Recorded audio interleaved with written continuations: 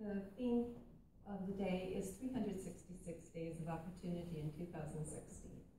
I looked it up, and it's leap year this year, so we have an extra day. Yay! You've probably already done an assessment of 2015, and hopefully you thrived through the year. But if you felt like you just merely survived it, you have a whole year of opportunities to make your life different and to affect other people. And this can be done in lots and lots of ways. Most of them involve positive attitude. So the first thing is to always look at your glass half full. Or better yet, figure out how to fill that glass and make it whatever you want. Look at the positive in people. Always look for the positive as opposed to maybe a negative connotation. And you can always assume the good in people. You can also give of yourself, and this doesn't require volunteering at a soup kitchen. You can do it in 100 different ways. One is to compliment a stranger. Gosh, your hair looks just amazing. It really frames your face. She's just going to absolutely shine. Or, that is one awesome truck. Love the mag wheels. Do you have XM radio also? I'm hoping I've got this right because I own 2 trucks. If that mom in line in the grocery store, her 2-year-old is having an absolute meltdown, ask if you can put her groceries up on the belt for her. Just a little bit of kindness goes a long way.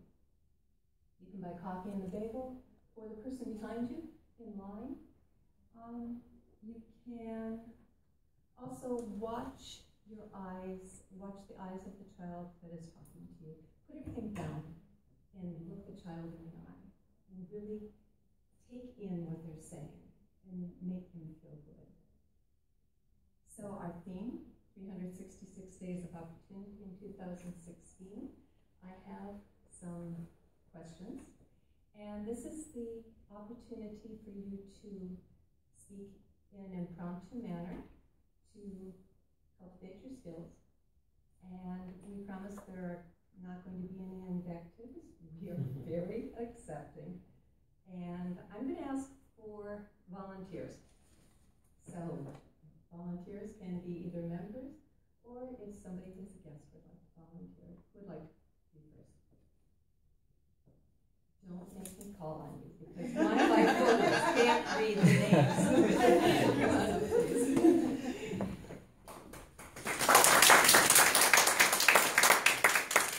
I love this man. He is so great. The last time he was here, he gave us information on how to make gravy. I thought of it. It was awesome. So choose one, and I will read it. Okay. What do you wish you could have changed about 2015? And you have 1 to 3 minutes to tell us. Well, 2015 was a pretty crazy year for me. I started out working at a bank as a bank teller, and from there went to my first real job in the government. And crazy for me just starting there because I felt like I wasn't ready to take that step in my life. And throughout my whole life, public speaking has been the worst part of everything for me. Like I got so nervous in front of people. And it's starting to get a little better, but that job, outreach is like the main part of that job.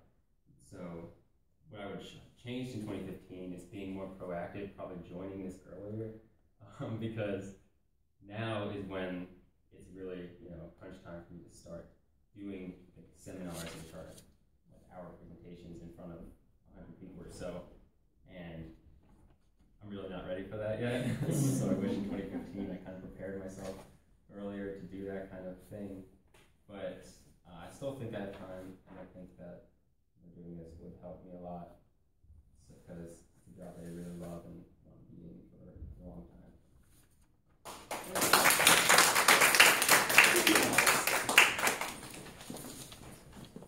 He's one brave man. Thanks. Who else would like to volunteer? Come on up, Annette.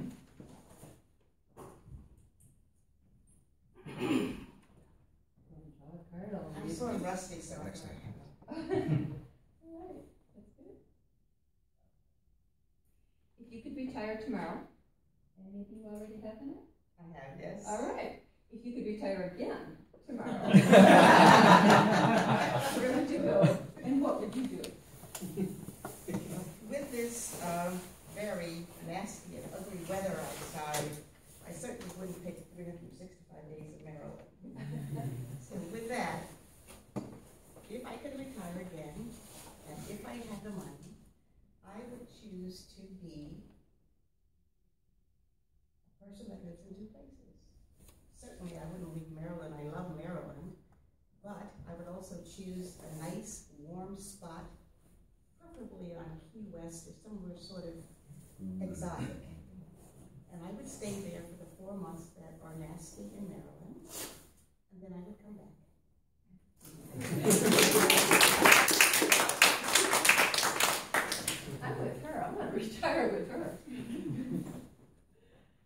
Okay, who else would like to volunteer? Sharon.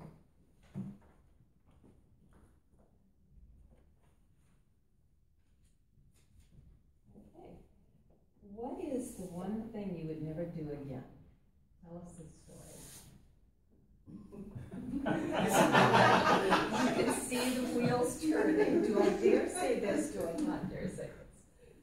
Thank you, Madam Topics Master, fellow Toastmasters and guests. For the Christmas, my family and I traveled to New York City to spend the time with my older sister and her family. She lost her husband just over a year ago. And when she invited us, we decided to go and spend the time with her. And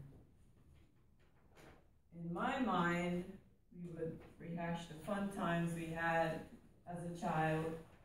So I solicited my younger sister, and we were teasing each other, and we were laughing, not realizing we wouldn't have it that way at all. And suddenly she yelled, "Would you guys stop it?" And she shocked us because she's not that kind of a person. And then we realized that obviously we weren't sensitive enough, that she was still hurting. Again, we did not realize it because subsequent to the event, she was, we thought, getting better, and obviously we didn't realize that. We weren't sensitive enough. We did apologize after we got over the shock of her yelling at us. And then we all became friends again. We made up. But I know that we will not tease her about the stuff she did as a child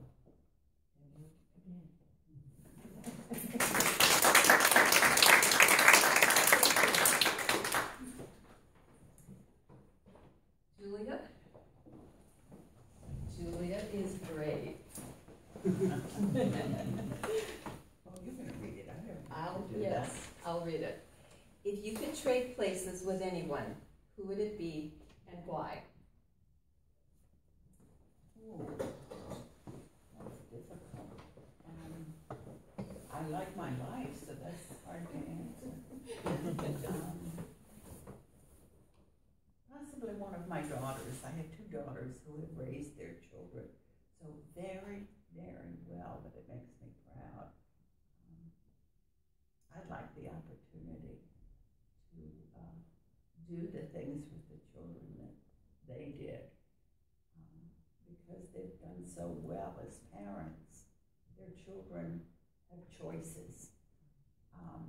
They can choose to do several things in their career or in education.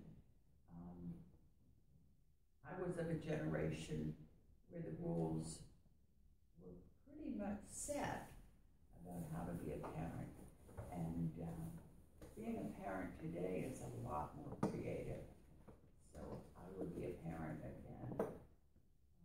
And one of my daughters, because I want to be a successful one.